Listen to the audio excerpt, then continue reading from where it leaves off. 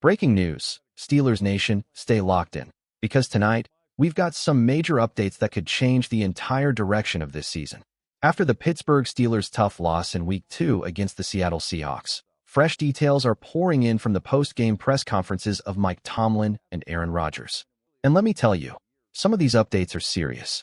But before we dive into the latest news, make sure you subscribe to the channel, hit that like button, and don't forget to press the bell icon so you never miss a single Steelers update.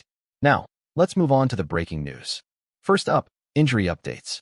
Alex Highsmith, one of the most disruptive players on this defense, has gone down again. Earlier in camp, it was the groin injury. Now, it's a high ankle sprain that will sideline him for the next 4 to 6 weeks. That's a huge blow for the Steelers' defense, which already has its back against the wall. And it doesn't stop there.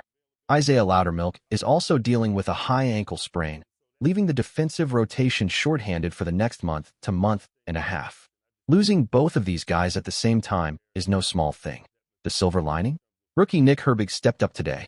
When you go back and look at the film, he was everywhere, disruptive in the backfield, applying pressure, and making plays. But let's be real, this comes at a cost. Without Highsmith, the run defense takes a serious hit, and that's an area the Steelers already needed to improve. Herbig has already shown he can create problems for opposing quarterbacks, but he won't be doing it alone. Jack Sawyer is going to be asked to step into a bigger role on early downs, and while he still needs to sharpen up against the run, you could see glimpses of potential in his performance today. On the interior, there's at least some good news. Derek Harmon is expected back sooner rather than later, possibly as early as next week. If that happens, replacing Loudermilk's spot with Harmon could actually strengthen the defensive line rotation moving forward. Now, shifting to post-game reactions, Mike Tomlin didn't hold back. He admitted he's concerned about a lot of things and pointed out that the Steelers simply didn't perform to the standard they expect. That's not the kind of message you want to hear after Week 2, but it tells you everything about the urgency inside that locker room. From play calling to offensive line execution to run defense, there's no shortage of problems this coaching staff has to fix. One moment that stood out was Caleb Johnson's miscue on special teams. Tomlin described it as poor judgment from a young player. Not the end of the world, but definitely something that needs to be corrected. Despite what's floating around on social media, the Steelers aren't cutting a third-round pick this early. At most, his role on kickoffs might change until he finds his footing. Aaron Rodgers also gave an interesting perspective. He reminded everyone that it's only Week 2 and pointed out how important it is for teams to face adversity early in the season. Last year, even the Eagles stumbled to a 2-2 start before turning things around and making a Super Bowl run. His message was clear. You can't get too high off the wins or too low after the losses. You have to refocus every single week. The Steelers aren't the Eagles, and no one's pretending otherwise. But the point is simple. There's time to fix this. The question is whether Pittsburgh has the discipline, the coaching, and the execution to actually get it done before the season slips away. Aaron Rodgers made one thing clear. Sometimes early struggles can be a blessing. They expose the cracks. They remind a team that talent alone doesn't win games, and they serve as a wake-up call. And if the Steelers haven't heard it already, the message is loud and clear. This roster isn't good enough to just show up and dominate. Future Hall of Famers or not, execution and focus still have to be earned every single week. Now, let's talk about the real issues, the 4 biggest concerns holding Pittsburgh back through 2 weeks. If these don't get fixed, forget about the Super Bowl. Even a playoff run could slip away. First concern, early down offense. The Steelers are losing too many plays on first down, and that sets off a chain reaction. Fail early, and you're left with second and longs, then third and longs. That's a losing formula in the NFL. Great teams avoid third downs altogether by staying efficient up front. Pittsburgh hasn't managed that. Second concern, the running game. Kenneth Gainwell has not delivered. He's been bottled up repeatedly, while Jaylen Warren has shown flashes but isn't getting enough opportunities to change the rhythm. If you're running into too high safety looks and still can't move the ball on the ground, defenses will happily sit back and force your offense into desperation mode. Third concern, the offensive line.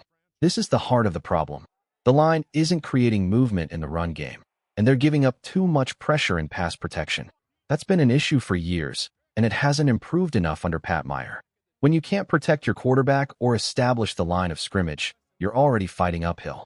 Fourth concern, quarterback rhythm. Aaron Rodgers can still make magic, but he's been inconsistent. Week 1, he had the fastest release in the league. Week 2, he held the ball far too long and paid the price.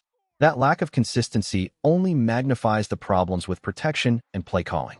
The bottom line? If Pittsburgh doesn't find answers to these 4 issues, this season's ceiling will collapse before it even gets started.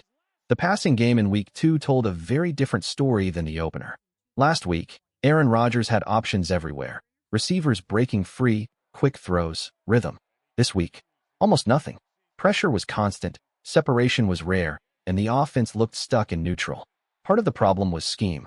The Steelers leaned heavily on shotgun, abandoning the kind of under-center looks that make Rodgers so dangerous. His play fakes are elite, and when this team commits to play action, it opens the field in ways few defenses can stop. But to make play action work, you first need to run the ball well enough to make opponents respect it. That didn't happen. Jaylen Warren has shown he can be effective, but overall the run game hasn't lived up to the expectations. Without consistency on the ground, the passing attack feels one-dimensional. Defenses like Seattle sat back in 2 high shells, mixed in 2-man coverages, and the result was simple: very few openings downfield. The offensive line deserves its share of the blame. When you're losing the line of scrimmage both in the run game and in pass protection, everything else falls apart. Rodgers isn't the type of quarterback who can dance around for 8 seconds and create miracles. He's at his best when the structure works, when receivers have time to separate, and when the pocket is at least stable for 3 seconds. Right now, he's not getting that. And that leads to the bigger truth. This offense has 3 glaring concerns. The line isn't holding up, the early down execution is weak, and the receivers aren't consistently winning their battles. That combination makes it nearly impossible to build momentum. Names need to be called out here. Broderick Jones and Troy Fautanu didn't have strong games. Across the board, the offensive line has to raise its standard, or else this season's goals will slip further away. And if the current receiving core can't create separation against man coverage, then the front office has to consider finding someone who can. The path forward is clear. Fix the line, fix the rhythm, and get Rodgers answers that actually work within the system. Because if that doesn't happen, this offense will remain stuck chasing plays instead of dictating them.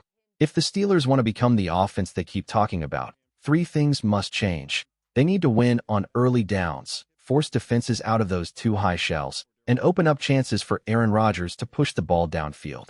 Until that happens, this unit will stay stuck in neutral. But the problems aren't just on offense. The run defense has been flat out unacceptable. For the 2nd week in a row, an opposing running back crossed the 100-yard mark, something that's never happened to a Mike Tomlin defense to start a season. Kenneth Walker, who struggled last week, suddenly looked unstoppable against Pittsburgh, breaking tackles in the second half and turning a simple toss play into an embarrassing touchdown.